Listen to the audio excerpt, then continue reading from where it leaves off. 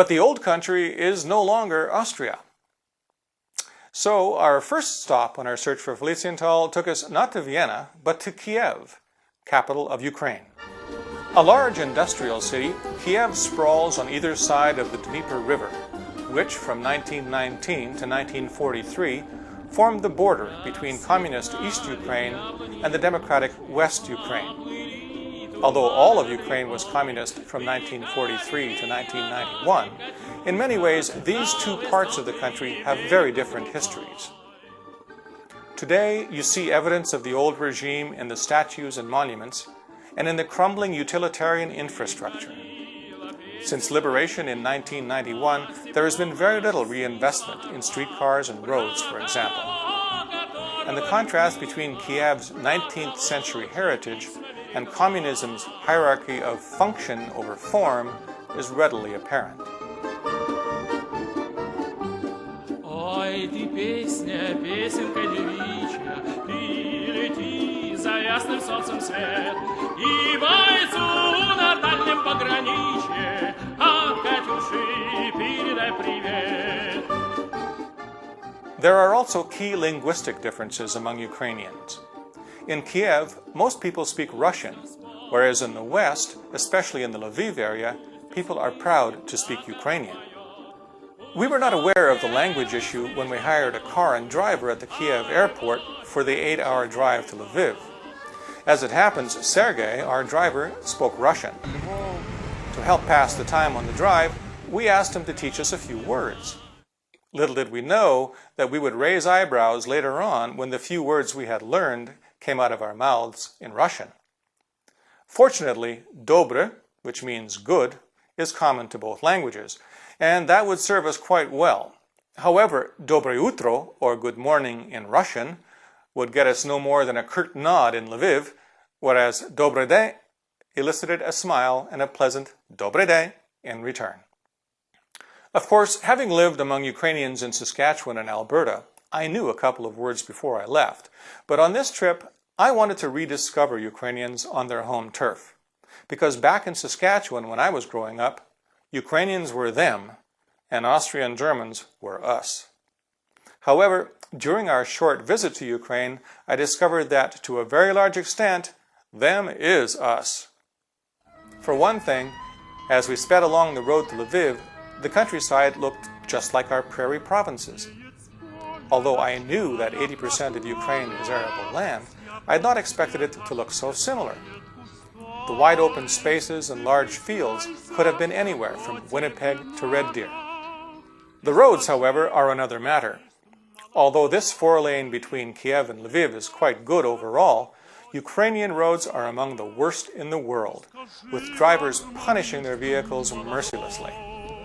Speed limits are low, usually 60 kilometers per hour, which means ready cash for the police, who are happy to collect fines from you in cash, as they did from Sergei, who negotiated a $10 fine with this officer, who's just visible in the highlighted portion of this photo. Reminders of the communist era are common. As we neared Lviv, we stopped to admire one of many large sculptures put up by the former regime. This one is apparently titled Spirit of the Revolution. We arrived in Lviv late in the evening and checked into the Hotel Dniester.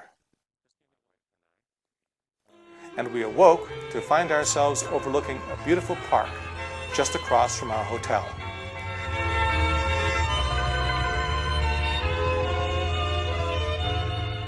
We arranged to meet our guide here at the Dniester. Добрий день, вітаємо вас на Україні. Oksana Zachary is the sister to Roman Zachary, my Ukrainian internet contact. Roman is a graduate student currently studying in Norway, so he asked his sister to help us out. She was a delight, and we would have been quite lost without her. We couldn't have picked a better time to see Lviv than during the celebrations of its 747th birthday. With the streets teeming with people, we were able to walk freely and enjoy the striking architecture.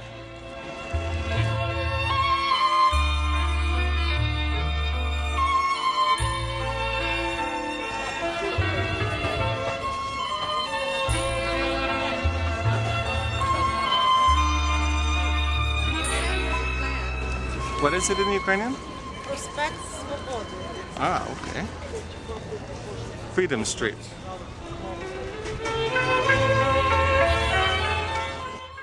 Prairie scenes aside, when you look at this church dating from the 13th century, you know you're not in Canada.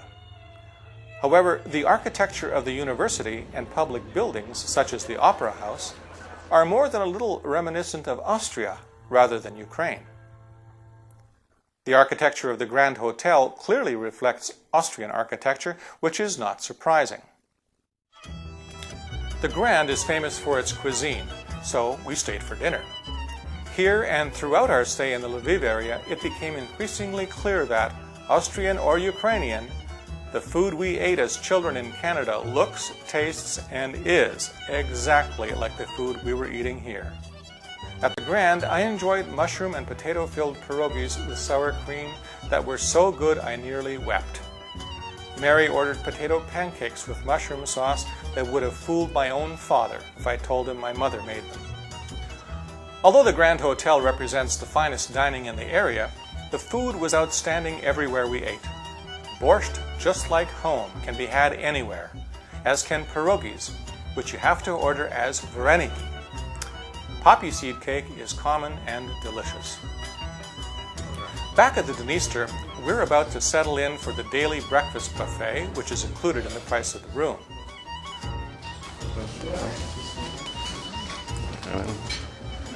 Breakfast. The decor is perhaps a tad over the top, but the food is quite excellent. This is sweet apple-filled crepe, a deviled egg, some fruit, and is that honey you have in that little container? Yeah. Honey.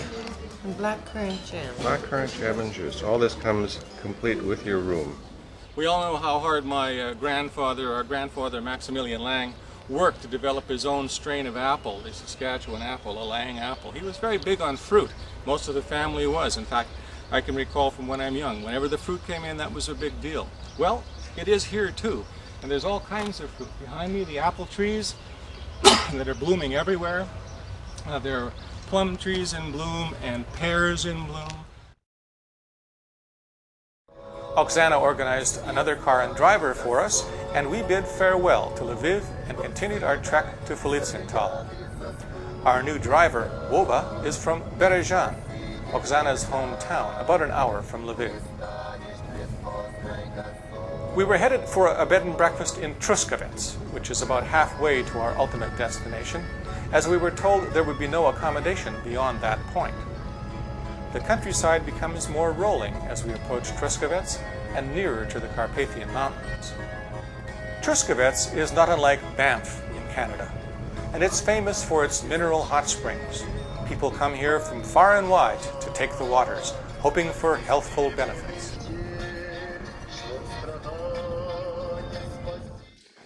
We decided to come to Truskavets, which is about an hour outside of Lviv, because we don't think there are going to be any hotels down near Skole or Dolanivka. So through our translator and friends, we found this place, which is brand new, only 1 year old, and it is $50 US per night, which is about $75 Canadian, and for another $10 you get 3 meals.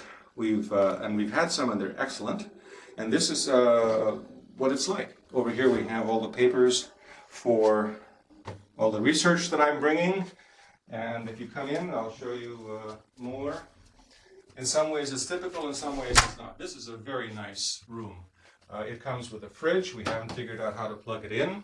As you can see, we're set up for production here. This is cameras and lots of equipment. Still not a professional crew. Please understand, my wife Mary is not a cinematographer, and nor am I. So it's more like home video. 2 single beds. In Europe, and certainly in Ukraine, you always get 2 single beds. If you're married, 2 single beds, the way it is. Mostly in Ukraine, you can't drink the water. It's quite funny. We asked somebody, how is the water where you live? And they said, oh, it's fine. I said, can you drink it? They said, oh, sure. You have to boil it first, but you buy your water. And here in Truskavets, it's very famous for its mineral waters, which tastes a lot like petroleum, but apparently does the liver a lot of good. This is a bathroom, and over on this side, something that is unique that we really need to import to North America, a great idea. You run a hot water pipe through your wall, this stays warm, you dry your towels, keeps the bathroom warm. We're off soon to go and find our way to Skole and what we hope will be Felizienthal.